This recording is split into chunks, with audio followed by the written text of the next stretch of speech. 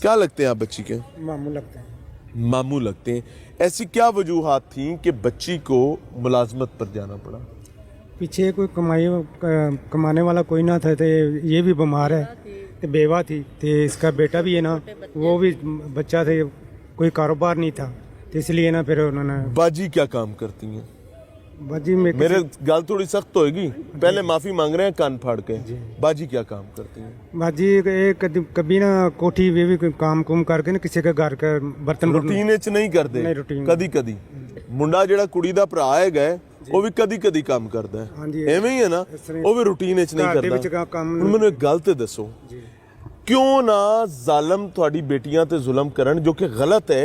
जब आप लोग खुद काम नहीं करना चाहते, मर्द घर का काम नहीं करना चाहता, जो कि बच्ची से बहुत बड़ा है, जवान मुंडा है, ਤੇ ਤੁਸੀਂ ਆਪਦੀ ਬੇਟੀਆਂ ਨੂੰ ਨੌਕਰੀ ਤੇ ਭੇਜੋਗੇ, ਫਿਰ ਪਿੱਛਾ ਵੀ ਨਹੀਂ ਕਰੋਗੇ ਸਿਵਾਏ ਤਨਖਾਹ ਲੈਣ ਦੇ। ਮਹਿੰਗਾਈ ਇੰਨੀ ਆਪ ਸਰ ਤੇ ਮਹਿੰਗਾਈ ਇੰਨੀ ਹੈ ਤੇ ਕੰਮ ਕਰਨ ਨਾ ਯਾਰ, ਤੇ ਉਹਨਾਂ ਨੇ ਬਸ ਇਹਨੂੰ ਭੇਜ ਦਿਓ। ਇਹ ਕਿਉਂ ਨਹੀਂ ਕੰਮ ਕਰਦਾ? ਇਹ ਘਰ ਕਿਉਂ ਮੰਜੀ ਤੋੜਦਾ ਰਹਿੰਦਾ ਹੈਗਾ? ਇਹ ਵੀ ਜਾਂਦਾ ਹੀ ਕੰਮ। ਕਿੱਥੇ ਜਾਂਦਾ ਹੈਗਾ? ਸੱਟ ਲੱਗਾ, ਐਕਸੀਡੈਂਟ ਹੋ ਗਿਆ। ਕੀ ਸੱਟ ਲੱਗੀ ਹੈ? ਐਕਸੀਡੈਂਟ ਹੋਇਆ। ਕੀ ਸੱਟ ਲੱਗੀ ਪੁੱਤਰ? ਵਿਖਾ ਕੀ ਹੋਇਆ? ਕਿੰਨਾ ਅਰਸਾ ਪਹਿਲੇ ਹੋਇਆ ਸੀ? ਇਹ ਹੋਣੀ 2 ਹਫ਼ਤੇ। ਹਫਤਾ ਪਹਿਲੇ ਤੇਰਾ ਐਕਸੀਡੈਂਟ ਹੋਇਆ ਹੈ। 21 ਤਾਰੀਖ ਦੀ ਤੇਰੀ ਭੈਣ ਸੜੀ ਹੋਈ ਹੈ। ਕੋਈ ਖੁਦਾ ਦਾ ਖੌਫ ਕਰ, ਭੈਣ ਦੇ ਜਲਣ ਤੋਂ ਬਾਅਦ तेरा एक्सीडेंट होया ना। 21 तारीख की आग लगी है बहन। बेटे मैं आपसे बात कर रहा हूँ, मैंने पहले आपसे माफी मांगी है, और मकसद सिर्फ ये है कि आप लोगों को इस चीज पर कायल करूं कि अपनी छोटी बेटियों को अगर आप किसी के घर में मुलाजमत पर रखवा रहे हैं जो कि गैर कानूनी है, तो घट्टो घट उन्होंने पीछा ही कर लिया करो, तो मुंडियां नूं क्या करो, काम कीता करन। मंजी तोड़ते रहते ने, बच्चियां नौकरियां कर दिया रहंदियां ने। जालिम जुल्म कैसे ना करे जब उनको पता है कि ये काम करने को तैयार नहीं है, और जो हमारे पास है इसे हम डंडे से भी काम ਬਾਹਰ ਲੋਕ ਘਰ ਵਾਲੇ ਜਿੱਤੇ ਇਹਨਾਂ ਨੂੰ ਬੱਚੇ ਭੇਜੀ ਸੀ ਨਾ, ਉਹਨਾਂ ਨੇ ਹਰ ਤਸੱਲੀ ਦਿੱਤੀ ਸੀ ਕਿ ਅਸੀਂ ਆਪਣੀਆਂ ਬੱਚੀਆਂ ਦੀ ਤਰ੍ਹਾਂ ਰੱਖਾਂਗੇ, ਕੋਈ ਪਰੇਸ਼ਾਨੀ ਨਹੀਂ ਹੋਣੀ, ਤੇ ਅਸੀਂ ਹਰ ਚੀਜ਼ ਦੀ ਸਹੂਲਤ ਦੇਵਾਂਗੇ। ਉਹਨਾਂ ਨੇ ਫਿਰ ਬੱਚੀ ਉੱਥੇ ਲਵਾਤੀ। ਕੀ ਸਹੂਲਤ ਦਿੱਤੀ? ਕਿੰਨੇ ਮਹੀਨੇ ਕੰਮ ਕੀਤਾ ਬਾਜੀ? 8 ਮਹੀਨੇ। 8 ਮਹੀਨੇ ਕੀ ਸਹੂਲਤ ਦਿੱਤੀ ਸੀ ਤੁਸੀਂ ਦੱਸੋ? 8 ਮਹੀਨੇ में उन्होंने मुझे 5000 रुपया तनख्वाह हर महीने लभदी सी। हाँ जी। किस तारीख ਨੂੰ? 10 ਤਾਰੀਖ को। ਕੋਈ ਤਨਖਾਹ ਸ਼ਾਰਟ ਤੇ ਨਹੀਂ ਹੈ? ਯਾਨੀ ਉਹ ਤਨਖਾਹ ਤੁਹਾਨੂੰ ਟਾਈਮ ਤੇ ਦਿੰਦੇ ਸਨ, ਤੇ ਤੁਸੀਂ ਕਿਹਾ ਠੀਕ ਹੈ ਜੀ, ਥੈਂਕ ਯੂ ਵੈਰੀ ਮਚ, ਕੋਈ ਪਰੇਸ਼ਾਨੀ ਨਹੀਂ, ਰੱਖੋ ਬੱਚੀ। ਐਵੇਂ ਹੀ ਹੋਇਆ ਨਾ ਬਾਜੀ? ਬੱਚੀ ਕਿਸੇ ਕੇ ਥਰੂ ਰਖਵਾਈ हुई थी। किसके थ्रू? ਉਹਨੇ ਕਿੰਨੀਆਂ ਤਨਖਾਹਾਂ ਪਹਿਲੀਆਂ ਲਈਆਂ सिंध ਸਨ? वाला आदमी था, उसका भी हमें अता पता नहीं है। ਉਹਦੇ ਹੱਥ ਕੁੜੀ ਭੇਜ ਦਿੱਤੀ ਤੇ ਉਹਦਾ ਪਤਾ ਵੀ ਨਹੀਂ ਹੈ ਕੌਣ ਹੈ। हाँ जी। ਉਹਦਾ ਨਾਂ ਕੀ ਹੈ ਉਸ ਸਿੰਧ ਵਾਲੇ ਬੰਦੇ ਦਾ? ਬਈ ਜੰਗਲ ਨਾਮ ਸੀ ਉਹਦਾ। जंगल? ए जंगल ही बने है। मैं आपको तकलीफ नहीं देना चाह रहा, लेकिन मैं आपको झंझोड़ रहा हूँ भाई कि होश करो, कुछ करो, मर्दो यार तू माशाल्लाह।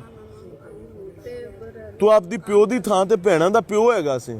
बच्चे छोटे छोटे थे, काम खुद करती थी मैं, फिर मैं बीमार हो बाजी घर दा मुंडा क्यों नहीं काम करता सी? ये भी जाता है काम पे, तो बस नहीं गुजारे हो रहे। ਸਾਰਾ ਨਹੀਂ ਨਾ था। बेटा कितना महीना कमांदा सी?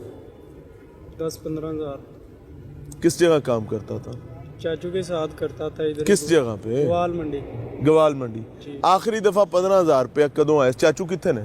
चाचू उधर ही ने लोवर। चाचू इत्थे आया ही नहीं माशाल्लाह। आए सी पता करके चले गए। पता करके चले गए ने। आखिरी दफा 15,000 रुपया कदों आया सी? केड़े महीने च हो गया? पिछले महीने की पहली तारीख में। पिछले महीने पे? उस तो बाद इस महीने कोई नहीं है? नहीं, एक्सीडेंट हो गया सी, फिर नहीं, फिर काम शाम। अल्लाह आसानी करे जी। नाज़रीन, ये एक तारीख पहलू है, और मैं ईमानदारी से ये बात बताऊं कि जहां वो जालिम है, वहीं बच्चों पर मैं इन्ना लिल्लाहि व इन्ना इलैहि राजिऊन, मैं एक तल्ख बात करने लगा हूं, और मैं यहीं खड़े होकर करने लगा हूं। मैं बार बार ये बात कहता हूं कि भाई, एक मासूम बच्ची जिसकी उम्र 13 साल है, 12 साल है, 11 साल है, 10 साल है, उस पर कोई तशद्दुद करेगा, उसकी जान का कोई दुश्मन बनेगा, उसको मार पीट कोई करेगा, वो भागकर किसके पास जाएगी? मेरी और आपकी बच्ची या बेटा होगा तो क्या करेगी? हमारे पास भागकर आएगी। तो इसी तरह इनकी बच्ची ने इनके पास आना था, और ये दरवाजा 5,000 के एवज बंद था, इस पर 5,000 का ताला पड़ा हुआ था। वो जालिम क्यों ना बदबख्ती करें, वो क्यों ना अपने मुंह काले करें, वो क्यों ना जुल्म की इंतहा करें? वो तो करेंगे जब उनको पता है कि भाई हमने 5,000 भरा हुआ है। मैं भट्टा मजदूरों की बात जब करता हूं, वहां पर भी यही हालात हैं। इस महंगाई के नाम पर और हड हरामी के नाम पर खुदा की कसम हमने अपने बच्चे गिरवी रख दिए हैं।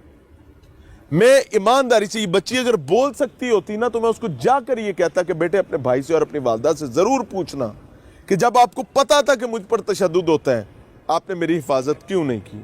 और ये हर चौथे दिन बच्ची जलती है, हर चौथे दिन बच्चा जलता है, हर 5वें दिन तशद्दुद होता है। ना रियासत को फर्क पड़ता है वीडियो अपॉलॉजी, और अपॉलॉजी चले मेरी वापस कर दें।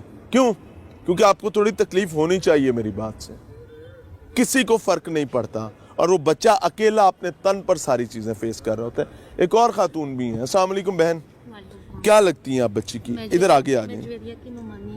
ममानी है। कितने अरसे से आप लोगों को ये पता था कि जवेरिया तकलीफ में है? हमें अभी पता चला था, इससे पहले कभी नहीं पता था।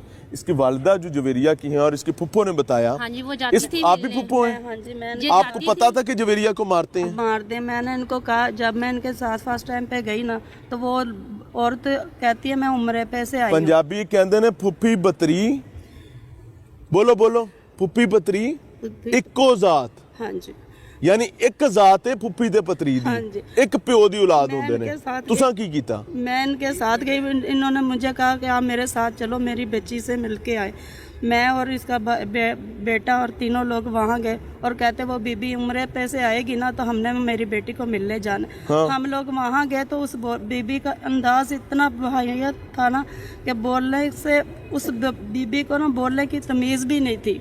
और कहती क्या है कि तुम्हें, मैं कह रही हूँ कि इस बच्ची को ना तमीज़ नहीं है, तमीज़ नहीं। जो इसने मेरे बेटे पे इल्ज़ाम फेंका है, मैं ये अपने वो क्या कहते हैं ड्राइवरों को कह के इससे बदतमीज़ी मैं करवा दूँ। तुम 13 साल की बच्ची से वो जालिम खातून जो है, जो सिर्फ अपने खामंद के माल पर नखरा दिखा रही है, लेकिन मैं कहूँगा, लेट मी से, जो अपने खामंद के माल पर नखरा दिखा रही है और किसी की बच्ची को जला दिया मुबैना तौर पर, वो ये समझती है कि 13 साल की बच्ची को तमीज़ नहीं है, और वो उसी 13 साल की बच्ची को अपने घर में अपने बच्चों की तरबियत के लिए रखती है कि मैं तमीज़ नहीं सिखा सकती, शायद ये 13 साल की बच्ची मेरे बच्चों को तमीज़ सिखा देगी। मेरे हाथ टूटे हुए, मैं कोई काम नहीं कर सकती। मैं तो, वो टुंडे आपने कभी देखे हैं? खुदा की कसम, ये ख़ानदान, ये कबीले टुंडे हैं जो अपने काम करने के लिए किसी दूसरे की बच्चियों पर तशद्दुद करते हैं। चैलेंज कर देना यार जाके मुझे कोर्ट में, doesn't matter for me. What matter is कि भाई अब वो वक्त आ गया है कि घर के बच्चे माओ से पूछे कि अम्मा पैदा आपने किया था ना, तो मुझे पालना भी आपका काम है। तो फिर ठीक होता है ना यार कि जिस वक्त आप अपने बच्चों को नौकरों से पलवाते हैं, तो जब आप बूढ़े होते हैं तो वो भी आपके लिए एक नौकर रख लेते हैं। वो बाबा जी को और बाबी जान को पाल रहे होते हैं, वही दवाई देंगे, वही बुखार चेक करेंगे, वही जरूरत पै गई तो डायपर भी चेंज कर देंगे। तो पैरो, ये तो लेने का देना है यार।